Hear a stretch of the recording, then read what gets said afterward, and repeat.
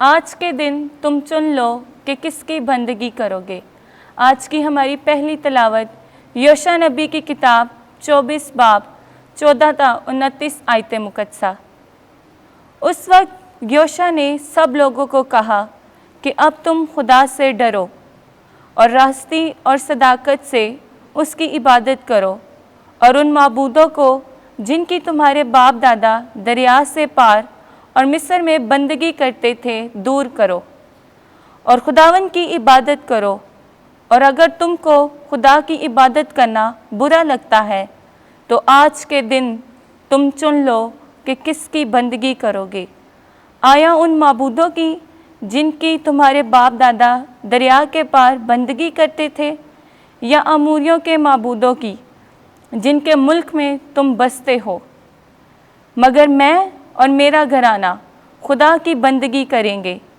تب لوگوں نے جواب میں کہا، ہرگز ایسا نہ ہو کہ ہم خدا کو ترک کریں اور دوسرے معبودوں کی بندگی کریں، کیونکہ خداوند ہمارا خدا وہی ہے جس نے ہم کو اور ہمارے باپ دادا کو ملک مصر کی جائے غلامی سے نکالا، جس نے ہماری آنکھوں کے سامنے وہ بڑی بڑی نشانیاں کیں، اور سب راہوں میں جن میں ہم چلیں اور سب قوموں کے درمیان جن میں ہم گزرے اس نے ہماری حفاظت کی۔ اور خداوند نے ہمارے سامنے سے سب قوموں اور اموریوں کو جو ملک میں رہتے تھے نکال دیا، تو ہم بھی خدا کی عبادت کریں گے کیونکہ وہ ہمارا خدا ہے۔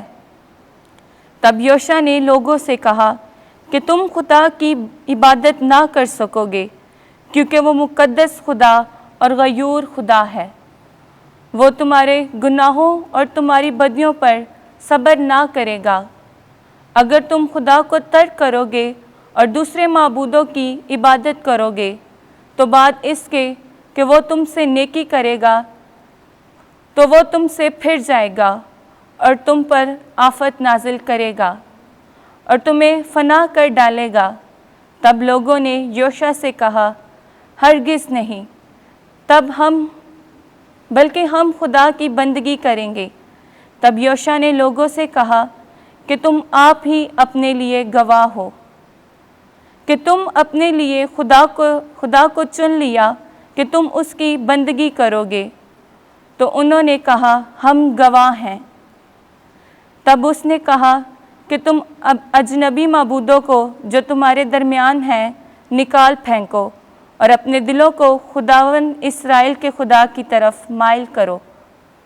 تب لوگوں نے یوشع سے کہا، ہم خداوند اپنے خدا کی عبادت کریں گے اور اس کا کہا مانیں گے۔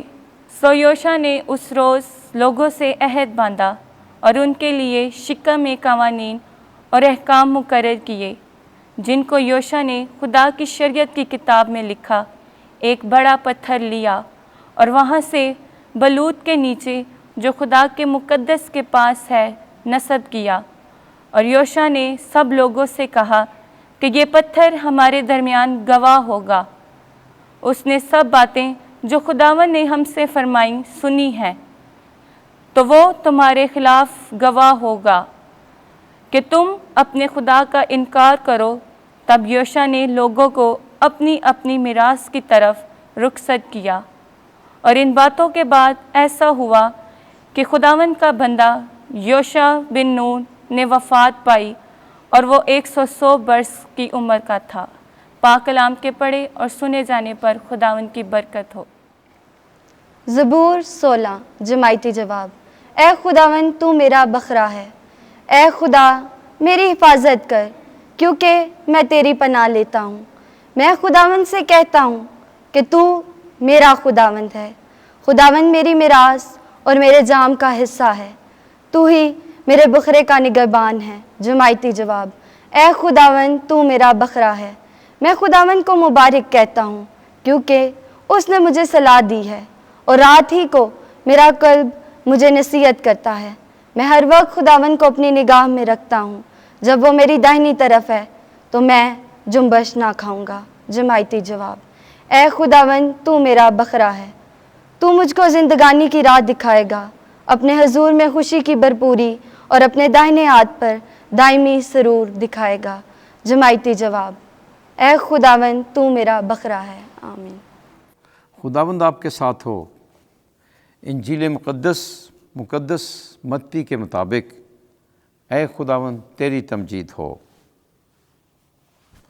19واں باب 13ویں سے 15ویں آیت تک۔ چھوٹے بچوں کو میرے پاس آنے سے منع نہ کرو، کیونکہ آسمان کی بادشاہی ایسوں ہی کی ہے۔ ایک دن لوگ بچوں کو یسوع کے پاس لائے تاکہ وہ ان پر ہاتھ رکھے اور دعا کرے، لیکن شاگردوں نے انہیں جھڑکا۔ مگر یسوع نے ان سے کہا کہ بچوں کو رہنے دو اور انہیں میرے پاس آنے سے منع نہ کرو، کیونکہ آسمان کی بادشاہی ایسوں ہی کی ہے۔ اور وہ ان پر ہاتھ رکھ کر وہاں سے روانہ ہوا۔ انجیل مقدس کے وسیلے سے ہمارے گناہ معاف کیے جائیں۔ اے مسیح تیری ستائش ہو۔